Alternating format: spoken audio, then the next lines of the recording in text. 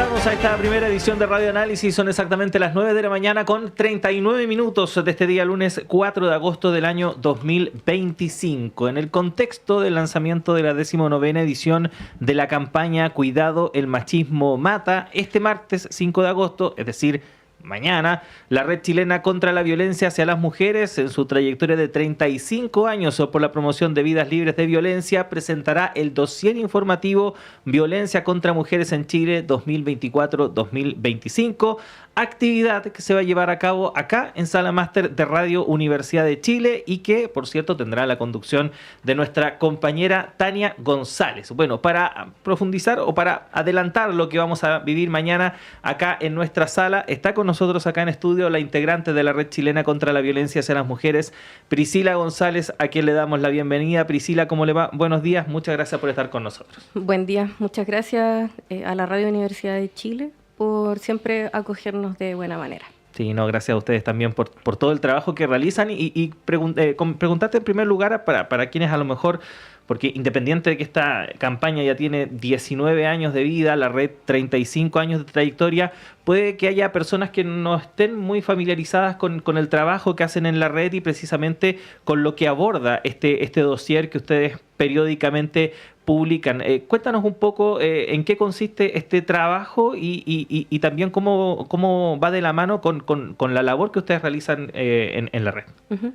Bueno, como tú decías, ya esta es nuestra 19ª campaña Cuidado, el machismo mata. Son 19 años haciendo síntesis de pensamiento feminista, que es básicamente lo que queda plasmado en los afiches de las campañas. Para la gente que no conoce la campaña, son unos afiches blanco, negro y amarillo, como de colores de alerta, fundamentalmente porque nosotros decimos que si bien no todas las expresiones de violencia son iguales, la violencia hacia las mujeres es progresiva, o sea, va acumulándose, va abonando todas esas pequeñas acciones para finalmente terminar en la violencia más extrema, que son los femicidios, y posteriormente que no haya justicia por esos femicidios. Entonces, lo que hacemos en la campaña es, como te decía, una síntesis del pensamiento feminista para sacarlo a las calles, que no esté solamente entre nosotras, entre los libros, entre feministas, sino que haga pensar a toda la sociedad. Y por otro lado está el dossier informativo, que es un texto, resumen de la situación de la violencia hacia las mujeres en el país, porque nosotras desde hace harto tiempo que detectamos que no existe un documento, un informe específico que hable sobre la violencia hacia las mujeres. Está la información disgregada, está parcelada, está alguna información en Carabineros, otra información en Gendarmería, otra información en PDI, pero no había un documento que reuniera todos esos datos. Uh-huh. Entonces, eso es lo que hacemos también junto a la campaña. El dossier es parte de esta campaña, porque es también lo que nos muestra el estado de la violencia hacia las mujeres en el país. Sabemos que hay muchos avances, que hay esfuerzos de diversos sectores de la sociedad, pero todos los años nosotras vamos viendo en qué consiste ese avance, cuál ha sido el efecto de aquello. Uh-huh. Priscila, este informe plantea que la violencia contra mujeres y niñas en nuestro país tiene un carácter estructural. ¿Qué significa eso y cómo se manifiesta concretamente? Cuando hablamos de que la violencia tiene un carácter estructural, decimos que en realidad no es que dependa única y exclusivamente de cada persona de forma individual, como que no podemos elegir estar fuera de la violencia hacia las mujeres, porque aunque nosotras en nuestras relaciones de pareja o en nuestras familias no vivamos violencia, lo que me parece que es lo mínimo, ¿cierto? Eso no significa que en otras instancias como mujeres no vivamos violencia. Ahora también nosotras hemos estado ampliando nuestra mirada hacia las diversidades sexuales, fundamentalmente porque creemos que estos tipos de estas manifestaciones de la violencia estructural vienen de la misma raíz. Uh-huh. Entonces, que significa no cumplir con ciertos mandatos de género, no cumplir con ciertas expectativas sociales atribuidas a los roles y estereotipos. Entonces, cuando nos salimos de esas normas que son culturales, sociales, que se transmiten de forma inconsciente, es entonces que ocurre la violencia hacia nosotras. Entonces, no es necesariamente la expresión física de la violencia, pero sí de otras maneras, como la publicidad sexista, como la violencia institucional, entre otras situaciones que muestran este carácter estructural de la violencia, que no basta con que sean un par de acciones para terminar con esa violencia, sino que es una cuestión más bien transversal a la sociedad, o sea, independiente de las clases sociales, de la edad. Las mujeres y las diversidades sexuales hemos vivido algún tipo de violencia. Aunque, como te decía, aunque nuestras relaciones interpersonales no hayan sido así. Priscila, bueno, la expresión más extrema de esta violencia son los femicidios, y en 2024 se registró una cifra de 50 femicidios en el año, y de los cuales 6 ustedes señalan que no fueron reconocidos por el Estado. Preguntarte en primer lugar, ¿qué quiere decir eso, que no hayan sido reconocidos esos 6 femicidios por el Estado? ¿Qué implica eso también? ¿Y qué podemos también decir respecto a esta cifra global de 50 mujeres asesinadas? Bueno, nosotras realizamos un conteo de femicidios que no es exactamente el que realiza el Estado. El Servicio Nacional de la Mujer y Equidad de Género solamente puede hacer lo que la ley le mandata. Entonces, en este caso, en el servicio se ajustan a lo que la ley señala como femicidio. Y nuestro concepto de femicidio es bastante más amplio que el de la institucionalidad. Y es por eso que siempre va a haber discrepancia. Siempre hay discrepancia entre el registro de la red y el registro del CERNAMEC, y anteriormente del CERNAM, porque nosotras registramos desde el año 2001. Entonces, siempre, como te digo, todos los años nosotras registramos más femicidios. Hay bastantes femicidios que no son considerados como tales porque la ley no los califica así. Por ejemplo, los castigos femicidas. Hace muy poco se empezó a contabilizar el suicidio femicida, pero de todas formas, como esta ley es bastante reciente, la institucionalidad tampoco la ha hecho propia. No necesariamente ha dicho que todas las muertes de mujeres sospechosas de haber sido impulsadas por la violencia hacia las mujeres son investigadas como tal. Entonces hay muchos suicidios de mujeres, o sea, no sé si tanto, pero hay casos de suicidios de mujeres donde esa fue la única manera de escapar de la violencia. Y eso es lo que todavía no se ha logrado asentar en la institucionalidad. O sea, están las normas, están los cambios normativos, pero todas las personas tienen que, de los que participan de los operadores de justicia, tienen que incorporar esta normativa en su quehacer diario. Y eso yo creo que es lo más difícil. Priscila, hay también cifras que son preocupantes respecto de cómo la justicia actúa ante las denuncias. Se habla que hay un porcentaje importante de casos donde la justicia no es eficaz, y de hecho solo el 8,3% de las denuncias de delitos sexuales terminaron en una sentencia condenatoria. ¿Qué pasa ahí? ¿Qué factores explican este resultado? Son varias cosas, o sea, principalmente lo que te decía sobre la institucionalidad tiene distintas aristas. Por ejemplo, la desconfianza de las mujeres a denunciar, y también que muchas veces depende de las víctimas llevar adelante los procesos. Son ellas quienes tienen que enfrentar la violencia en los contextos más domésticos y que por ende prefieren retirar las denuncias, decir que habían mentido, decir que no era para tanto, retractarse, que seguir adelante con las denuncias. Porque si bien cualquier persona puede denunciar, eso es muy importante de mencionar, después es la persona sindicada como víctima la que tiene que decir que quiere continuar adelante con el proceso. Y ese proceso puede ser muy revictimizante.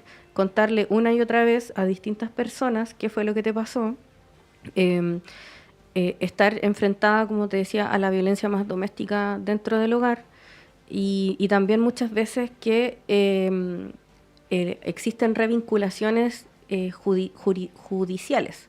Es decir, que por el hecho de que hay hijos en común, se obliga de alguna u otra forma a las mujeres a relacionarse con sus agresores, cuando nosotras en la red hemos dicho los agresores de mujeres no son buenos padres. Entonces, creo que esa desconfianza persiste pese a los esfuerzos que hayan habido al respecto, y es muy difícil llevar adelante estos procesos. Son largos, son las propias mujeres las que muchas veces se tienen que convertir en sus propias investigadoras, recogiendo pruebas, aportando testimonios, y es muy desgastante. Entonces, eso por un lado. Y por otro lado, que la justicia tiende muchas veces a no creerle a las mujeres, ¿no? a dudar de sus testimonios, cuando sabemos que nadie quiere estar en el lugar de víctima. Entonces, es muy difícil que, pese a todo ello, las mujeres tengan la fuerza para salir adelante y continuar con una denuncia que después va a terminar con algo, con una salida alternativa, con una cuestión que no es una sentencia condenatoria. Entonces, todos los gobiernos han llamado a denunciar, siempre. Y sin embargo, estas son las cifras que arrojan en términos de justicia. Es muy decepcionante. Estamos conversando con Priscila González, integrante de la Red Chilena contra la Violencia hacia las Mujeres, a propósito del lanzamiento del dossier informativo sobre violencia contra mujeres en Chile 2024-2025, que se va a llevar a cabo mañana martes 5 de agosto a partir de las 19:30 horas acá en Sala Máster de Radio Universidad de Chile, en una actividad que, por cierto, es abierta al público.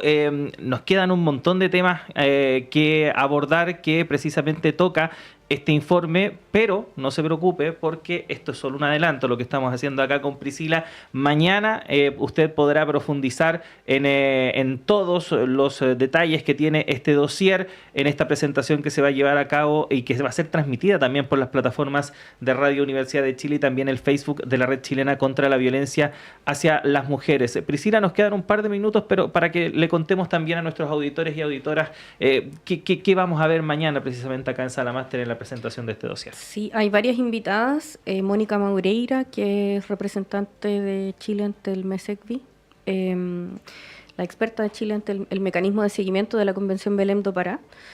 También Catalina de Toni, que es de Fundación Sol, donde también queremos abordar violencia económica, por ejemplo, con respecto a las deudas de pensiones alimenticias, donde el 96% de los deudores son hombres, entonces claramente hay una direccionalidad de género. Y también va a estar Isadora Castillo, que es quien está a cargo del dossier de principio a fin. O sea, ella es la que ha estado a cargo de investigar por parte de la red, junto con un equipo, ¿cierto? Pero ella es quien lo dirige.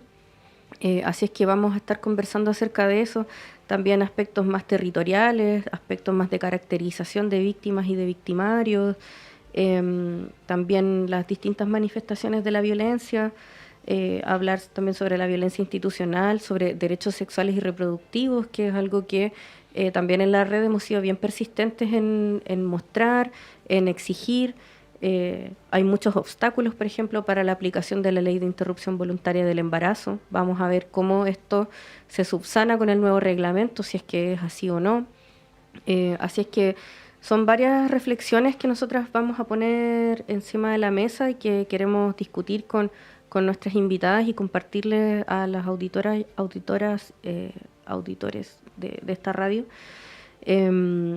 Porque la violencia hacia las mujeres, si bien ha tenido un marco legal que se ha robustecido, ¿cierto? Como desde la perspectiva de género en el Estado, pero persiste una brecha súper grande entre lo normativo y la vida cotidiana de las mujeres. Y eso es lo que a nosotras nos importa relevar en este momento. Bueno, Priscila, queremos agradecerte a ti y a nombre tuyo a todo el equipo de la red por el trabajo que realizan, y vamos a estar muy pendientes, por cierto, a esta actividad que se va a llevar a cabo mañana acá en Sala Máster de Radio Universidad de Chile, con la conducción de nuestra colega Tania González, que va a estar ahí encabezando junto a Isidora y las invitadas Mónica, Catalina, esta presentación. Gracias, Priscila, por haber venido acá a la radio y te esperamos pronto. Nos vemos mañana aquí mismo a las 8. Así es. Y con esta conversación, con esta invitación, también despedimos esta primera edición de Radio Análisis. Gracias por habernos acompañado el día de hoy. La invitación, por cierto, es a que siga en compañía de todas las plataformas de la radio. Ya llega Nicolás Rojas y Semáforo en breves instantes, pero si nos sintoniza a través de la red de radios que piensan o el canal de televisión Uchile TV, también acompaña la programación que tienen preparada para hoy. Más noticias a las 13 horas en la segunda edición de Radio Análisis junto a Diana Porras, antes en nuestros boletines informativos y también en el momento, a cada instante, nuestro diario electrónico radio.chile.cl y nuestras plataformas en redes sociales. Gracias a todo el equipo, nos reencontramos mañana. Que estén bien.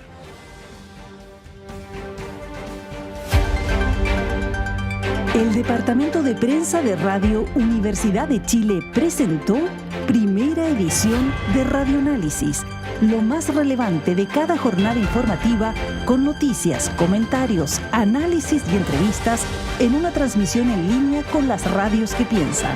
Radio Universidad de los Lagos de Osorno, 90.1 FM, Radio Universidad Austral de Valdivia, Radio UTA, 95.